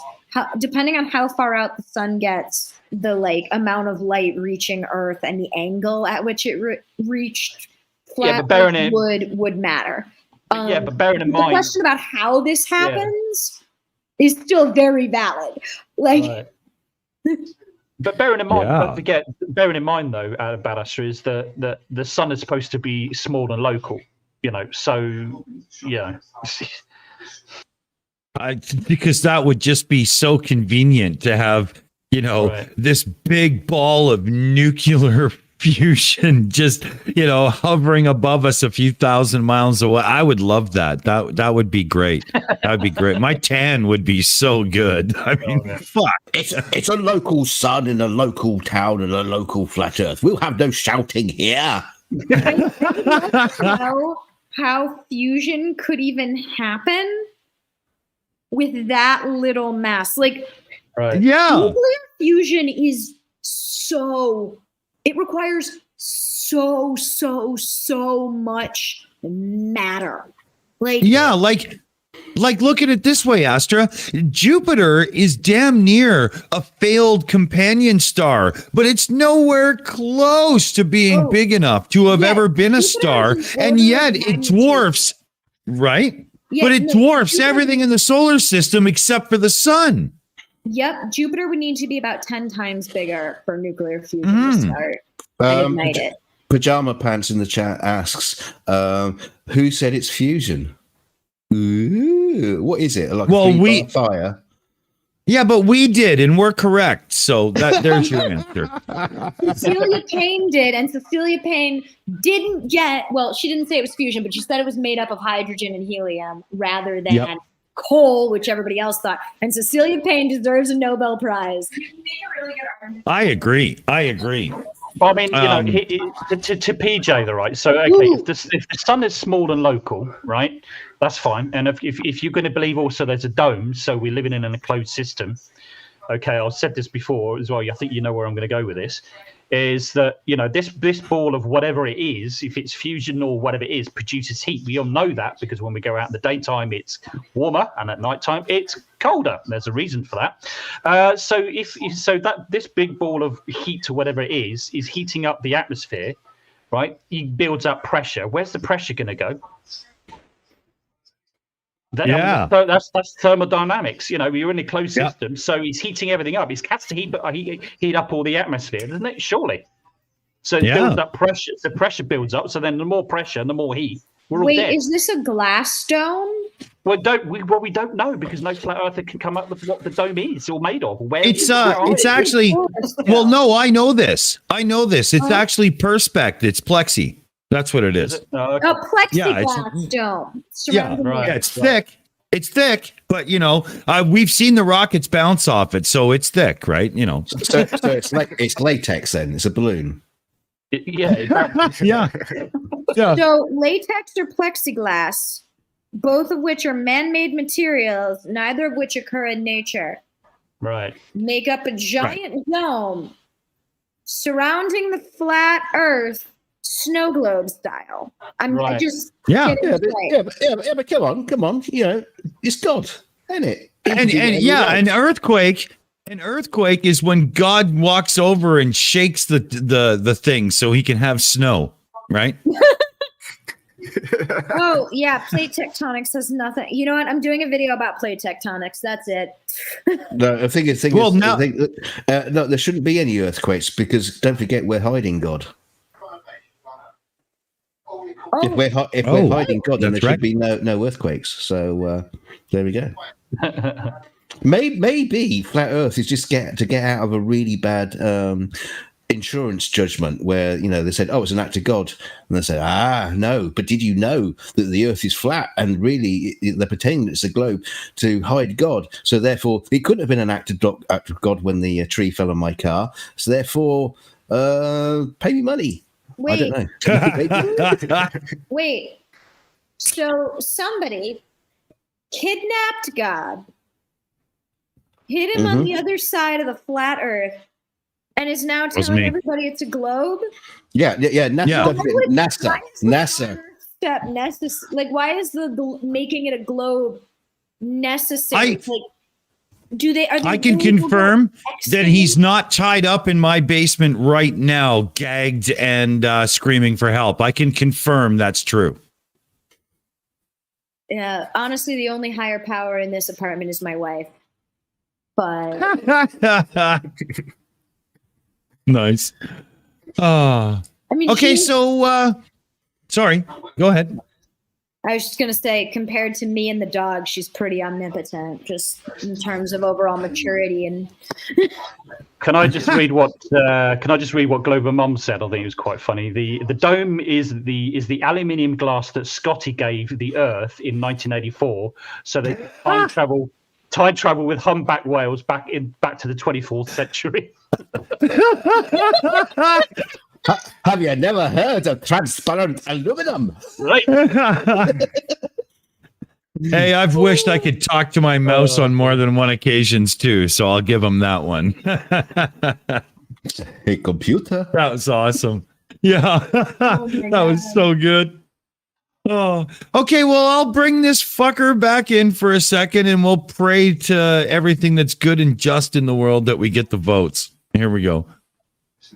I think this is also a misconception. The way we see it is an enclosed system. There's water above, there's the firmament or the dome, and there's the water above it and water below it, and it's an enclosed system. There's no leaving it, there's no so why do we have some like anti-gravity. bands? We're going to be floating around looking for all sorts of other suns and stuff. There's none of that. So you can't fall off the edge, essentially. Let's make it clear, you cannot see curvature from a plane. Reason why it may seem as though you can see curvature is because of the way planes have to be designed. Every single window on a plane has to be round and curved because the cabin itself is curved. You can't have straight panes of glass or the pressure would they'd explode and the plane would be done. That's why next time you look out of a plane. Shut up, Meg. Oh, bless their little hearts. Oh. Well, I mean, he is partly right, because I mean, most cruising altitudes, you're going to really struggle to see curvature. I'm sorry, but you are. It's going to be tough to see. I mean, that's why when you speak to airline pilots, particularly sort of like the medium or short haul pilots, will say they don't see curvature. They've never seen it. Well, they won't, because of the altitude they're at. I mean, if you got like a spy plane or something like that, yeah, you could probably make out curvature, maybe, just about. But cruising altitude of most airlines, nah, probably not. Yeah. I mean, this guy here, I got the comment up right now. It's from the Elmings. Bless him. He's going through all the general FE memes since 2013. And it's true. This cat's just a parrot, man. Yeah. Right. The thing is, Matt, what you were talking about is okay, maybe we can't see the curvature, but his explanation. Total gibberish. Curved glass. Yeah, I mean, it's surprising he doesn't say the eyeballs are round, so therefore nothing can ever be fucking straight ever.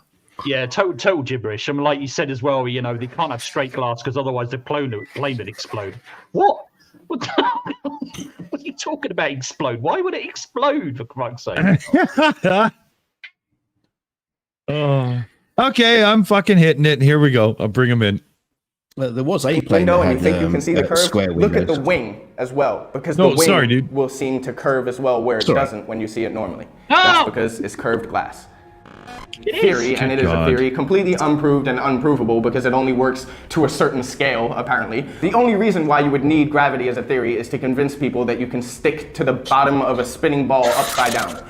Besides that, you don't need it. Oh, dear God. For a magical force that is unquantifiable, unmeasurable, anywhere besides a... Hold on, I need a pause. Shut up, Meg. If I drop something, it falls. Yep.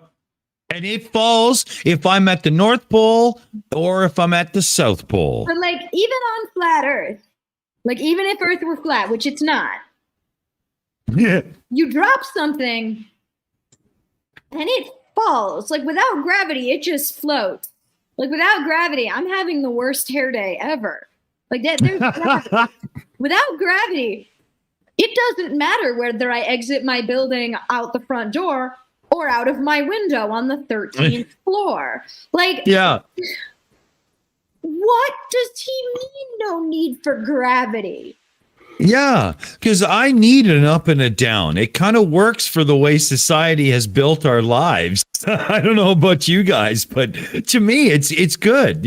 Waking up on the ceiling, there's just so many issues with that. I'm not sure it's for me. I could have a way more space efficient apartment, though. There's so much unused ceiling space. If I could just, float up there rather than get 300 step ladders together. Oh man. I don't know. If there's no gravity and density and buoyancy, well, then why don't the sun and moon fall out of the sky and start destroying everything? Great questions. Really good questions. Of course, the only response you ever get is magic. So maybe the sun and the moon are just super light. They're like helium balloons, and they're tethered with invisible string to the snow globe. Well, that's fishing line. Yeah. Or they're taped to the plexiglass. Somebody got some really good. No, the balloons. You rub them against your chest and just stick them up there.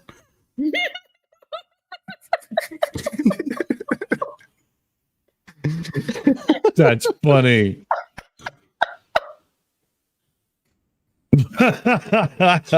It's good an explanation than any other. Amy's got her hand up. Yes, please. We've got a message for us. Maddie, did you want to? Insanity brought, Mipet said, Insanity tonight. Miss you all, hearts. Be back soon. Awesome. Thank you so much. We miss you too. Thank you. Come back soon, Mipet. Exactly. Oh, and Gary Wybenga. By the way, Loki Fish, well done on the Wybenga bot. It's working flawlessly as usual. Gary Wybenga says, because God keeps them there. So God is the greatest plate spinner of all time. That's funny. Too bad he couldn't That's funny stop because himself from getting kidnapped.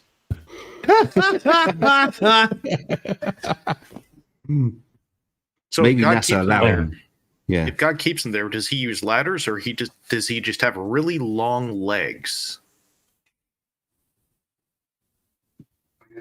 We have a question from the panel, or for the panel from Slick666. Question: pick either the North or the South Pole. Which one is the bottom of the Earth? No bottom.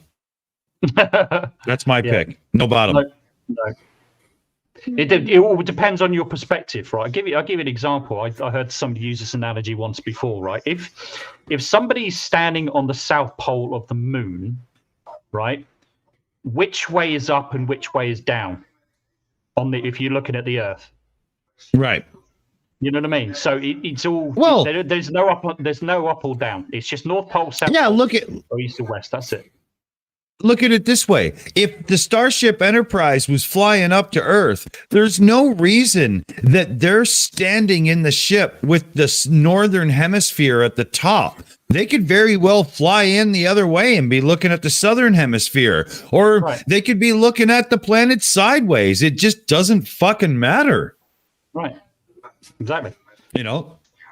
North does not mean up, south does not mean down, east does not mean right, and west does not mean left. It's just it's a great question. Yeah.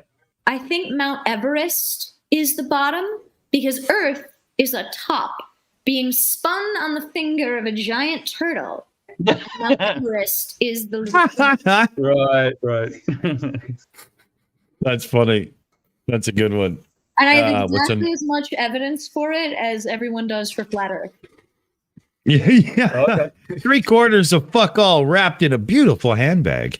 Oh, how'd you know? All right, I'm going to bring this guy in a bit more. We should be close on votes now. I'm going to check. Large scale that becomes incomprehensible once you use those numbers. So Six? I would say gravity is unnecessary, and buoyancy and density already show why things fall to the ground when you drop them. It's programming. You've been programmed to do it. Like I was programmed to do it 110%. As soon as I heard it, I was like, this is ridiculous. This is stupid. But this has so many reasons and so many other objective ideas that support it, that to just write it off as totally ridiculous means that you must have been told to do it from early, and you have been. It only takes 3 generations to teach a lie, you have your students, you have the teachers tell those students a lie, you have those students become the teachers, those teachers become the senior professors, and now whoever's teaching anyone is teaching the same lie that their generations, because they only know what they've been taught as generations go by.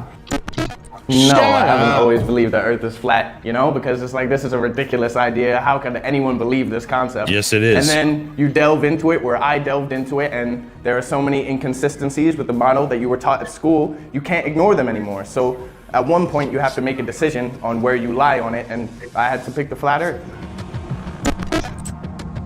Well, good for you. Oh, he's getting it then. Fuck this. We're not letting his video end without that. No way. No, Unilad put that out? Oh, God. I mean, fuck him. Fuck him about teachers. Teachers are just learning from other teachers. And, you do know that these people, I've got numbers here because I've been preparing, and there are 600 million people in higher education across the globe, right? 600 million people. They don't just write things down off the blackboard and then just go and repeat it. They study, and they'll do experiments and repeat experiments and stand on the shoulder of giants. And not a single fucking one of them in any of their studies go, oh, wait a minute. This doesn't add up. The Earth is flat. Not a single fucking one of them. The only people who claim it are flat earthers. They're the only people who claim it. Prove me wrong. No, I couldn't. I couldn't. Come on. If you go back through history, there's so many people that have figured this out. And it was only, the dogma of people in control for a whole whack of time that suppressed it to the point where it finally couldn't be anymore. And people moved on, right? I mean, that's the reality. That's it. See, Gary Woodbender obviously didn't listen to a word I just said. He says in the chat, no, they learn what they are taught and they repeat it back to their students when they become teachers. No, that's not what happened. No. That's not what happens in education, you fuckwit. And you would know that if you'd actually done any education, which you obviously haven't, Gary. Yeah. Try it. You might learn something. Maybe colours, shapes, I don't know, finger painting. Something. Yeah. You get free crayons to chew on. I don't know. Yeah, I'm gonna get some red ochre and a few things and take him to a cave and he can make a handprint and show everybody, where he is on the evolutionary ladder. I'm sure he couldn't even shit on a wall. That's funny. But let's see here. We got 20 minutes, so we could get into another video. Anybody want to sound off on that before I wrap it and throw it in the bin? Can I sound off? Sound off. There you go. That's my comment. That sounded sloppy. Here, let me bring this shit back in and we'll see what we got here. Sorry, Gary Waybanger, why do they keep repeating what they've been taught to the next generation?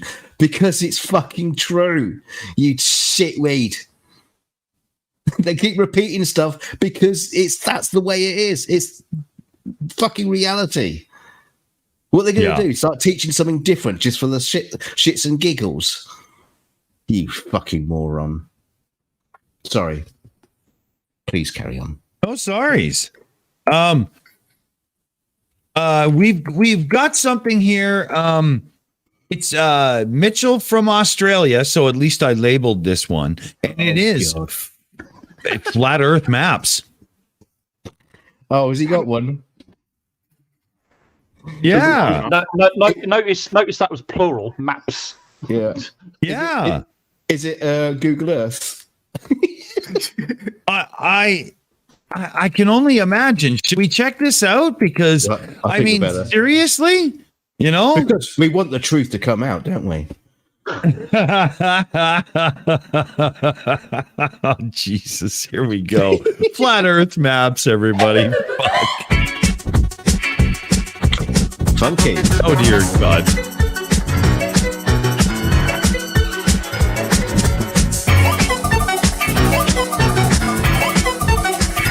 Holy fuck, get a hold of yourself.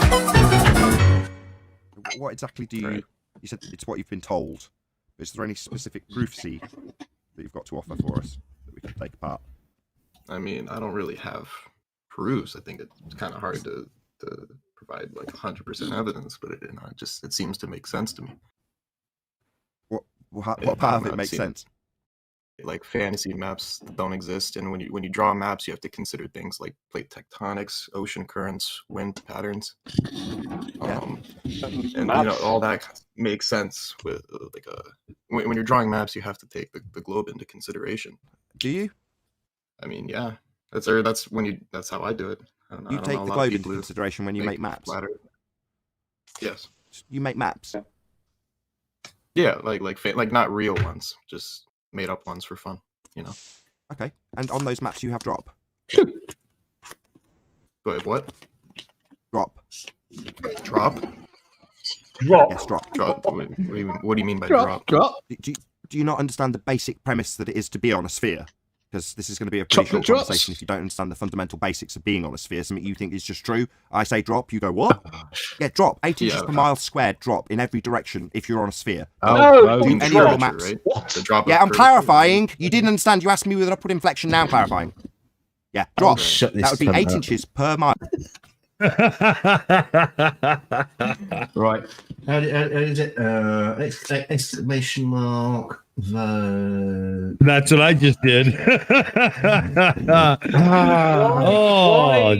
Why does this moron still keep using the 8 inches per mile squared? I mean, right, I think most of us know what does the what sort of shape creates 8 inches per mile squared? A cucumber, a square, a breast. Yeah, a breast. A very large cock. No. Very small stones. Yeah. Churches. Oh, pick out there first. It's all those things, but it's not a freaking globe, is it? Though you know that. Christ, it doesn't. Stop it, you twat.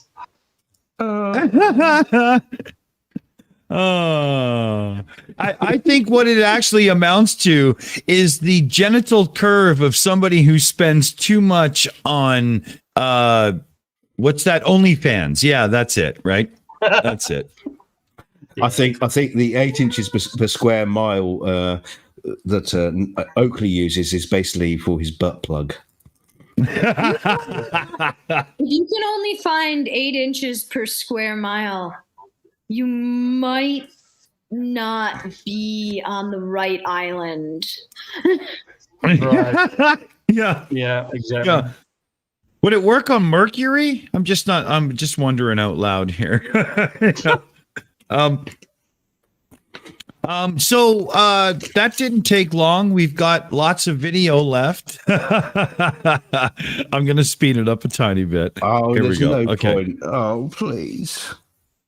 Well, we're close to time anyway, so let's get the votes in and we'll just kick this one to the curb here. How are we doing now on the vote? How are we doing now?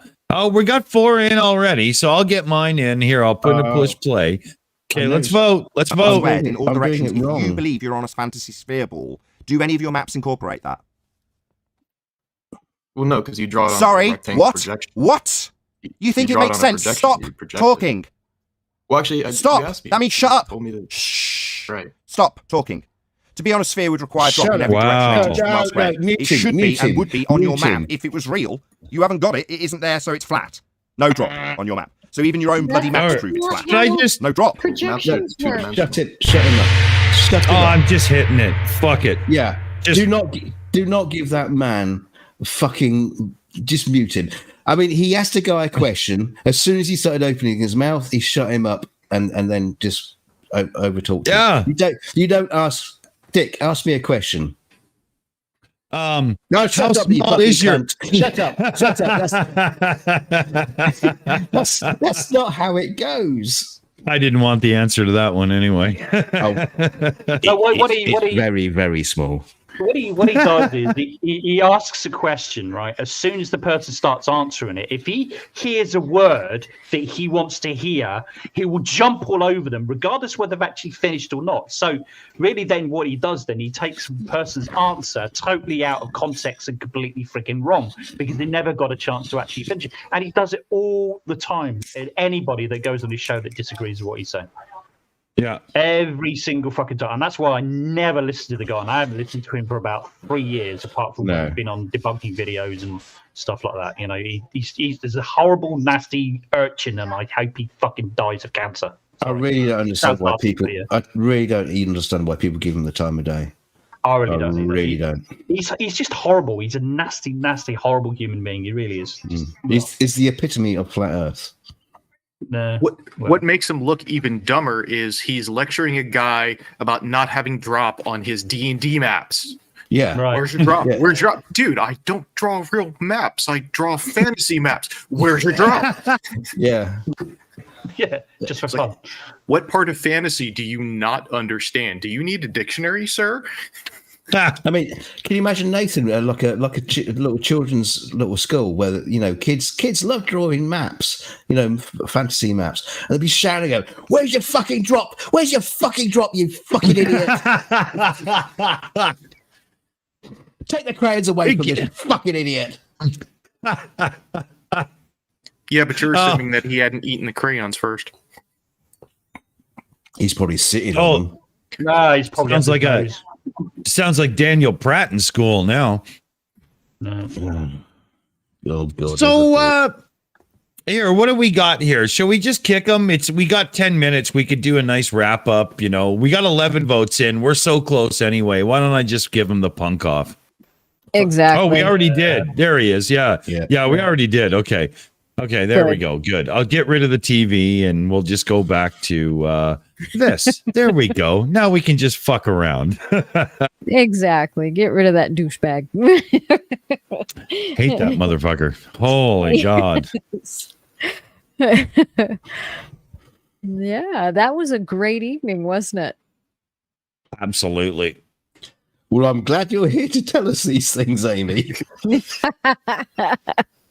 Well, thank you. I'm glad you like that. We need you. We need you to let us know, because we got to get Astra on the Shills more often. That was good. That was amazing. Someone brought up Absolutely. Pluto and I saw red. That's awesome. I like it. I do too. Well, should we go around, Aimee? What do you think? I think so. I think we should go right around the room and see how everybody did and thought of the evening. So I'm going to go ahead and I'm going to start with Loki Fish Mars. Loki Fish, what did you think of the evening so far? That was a bucket load of stupid. Oh my God. But I love hanging out with you guys. At least you guys have brain cells. I say that every time we end the show. Thank God the people I hang out with are at least smart, because what we watch is insane. It is. It's completely And next up, we have M2M Matt. What did you think of the evening, and what were there any highlights at all or anything? Well, I don't know about highlights. I mean, the highlights are just hanging out with you guys, like Lookafish said. But sometimes I go through it, and this has happened like a couple of weeks in a row now, where somebody's, one of the flat earthers have produced a video, and I think, oh no, I can't be bothered to watch that, and I'm thinking to myself, I wonder if it comes up in the Shills. And in 2 weeks in a row now, there's been at least 3 videos that have come up. So you just kind of force me into watching these ridiculous videos of flat earthers, and it saves you having to do a video. Exactly. Yeah. Exactly. It's like, fuck it, no, don't need to do that. That's fine. All done. Doesn't matter with the bucket, but it's been fun. It's always fun hanging out with you guys. Excellent. And there's been a lot of stupid, but other than that, I have no other words. I usually have the best words, and I've got all the words, but I have no more words. That's the words that I have. Thank you so much. They were fine words. Fine words were they? I have no more words. Words are all gone now. That's it. Words empty. You've done your quota for the day. That happens to me sometimes. And next up, we have DKG Custom. DKG, what did you think of the evening, and did anything stand out to you at all? Well, you know what? Loki Fish is wrong. That wasn't a bucket load of stupid. It was a container ship of stupid. And that container ship is towing a barge that's also contained with stupid. And behind that barge, there's another barge, and that's got stupid on it. It's all fucking stupid all the way to the horizon and over the curve. Yeah, bye. I'm honest to God. I mean, Leo and his fucking whinging and whining about poor old Billy Shatner go up into space. Well, okay, technically not space. All right, okay, we get that, but it still went up. It still fucking happened. And if you bothered to actually watch the stream, you'd have seen the people inside the capsule after it landed. No dummies. It's just bullshit. Absolute bullshit. What else do we have? Yeah, Nathan Othie can just fuck off and die. I mean, I don't like to be a nasty person, but quite honestly, that's one person I'd be quite happy not to exist on this globe.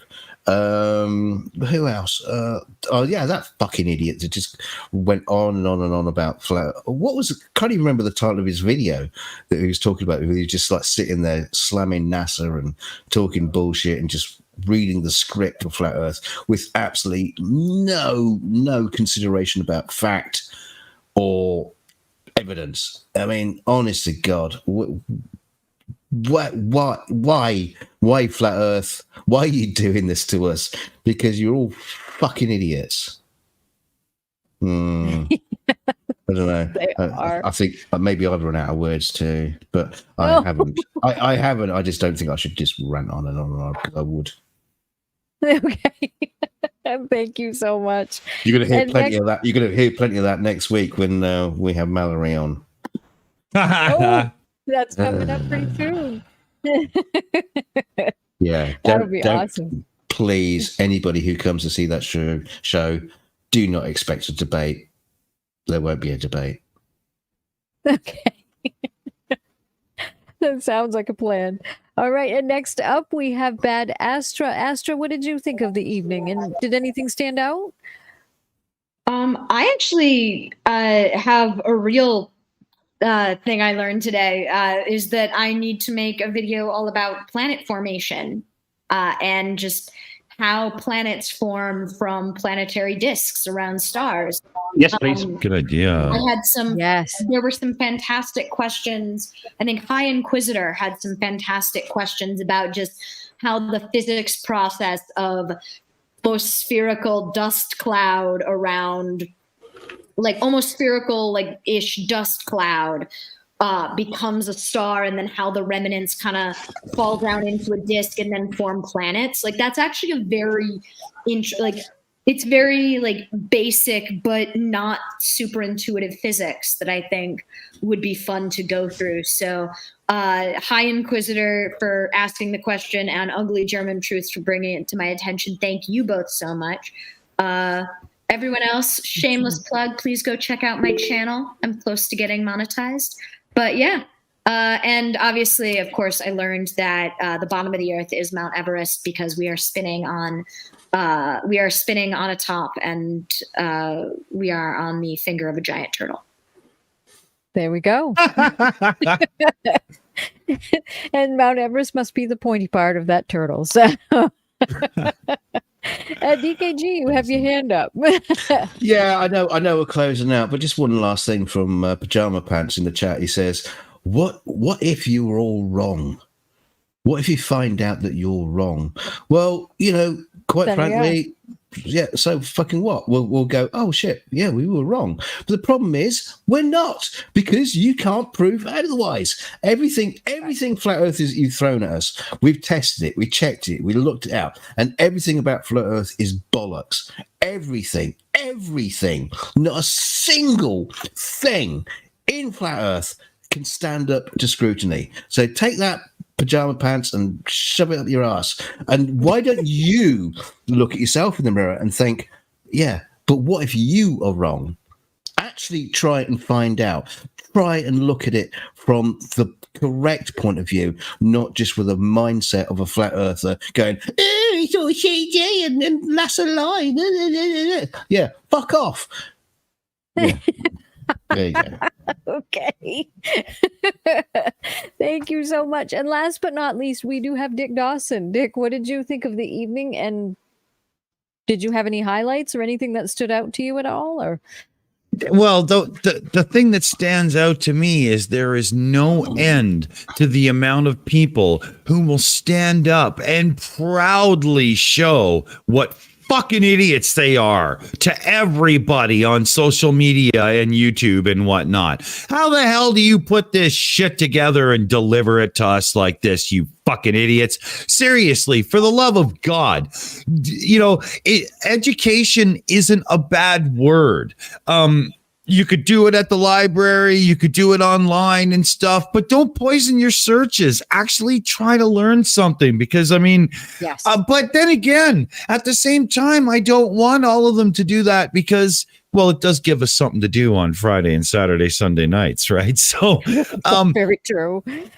yeah, but you know, people, live a life away from conspiracy. Do yourselves a favor. It's so much simpler. And hey, if you like this show, hit the thumbs up and maybe subscribe as well. I think that's the first time we ever said that live on a show, so I'm going to do it. How does that feel? I don't actually like it, but we did it anyway. So yeah, what do you think, Aimee? How's your take on things? It was a great evening because, of course, I got to hang out with all of you guys, the Shill family, and that was a lot of fun. The not so highlights were some of those stupid videos we saw. Things being balloons. Oh my God. And you know, it's just gracious. Some of these things are just, oh God, I'm at a loss for words. I think everybody ran out of words tonight. Gotta replenish them. There's a sandwich calling my name. No more words. Words are gone. The good words are gone. No more words. Yep, all the good words are gone. So, but I do want to say, just be kind in the chat, everyone. Just try that for once. I know it's gonna hurt, but you know there were some in there who made comments yesterday that weren't very nice, and that's why they got timed out. And it was about someone's parenting and worrying about a virus and stuff like that. Well, yeah. Just don't be rude. Just be nice. That's all I'm asking. 2 words. That's the same rule in my house. Just be nice. But other than that, I do want to thank everyone in the panel for coming, and I want to thank everyone in the chat for coming as well. And I hope you all enjoyed yourselves. You know, if you have anybody else who would like to watch the show, please feel free to share it with them. And there we go. I want to thank everyone again, and good evening. Good night, everybody. No. Good night, everybody. Nice. So nice hanging with you all. Do I have to be like shit? Do I have to be nice? Have a yummy sandwich. If you lick it, it will grow.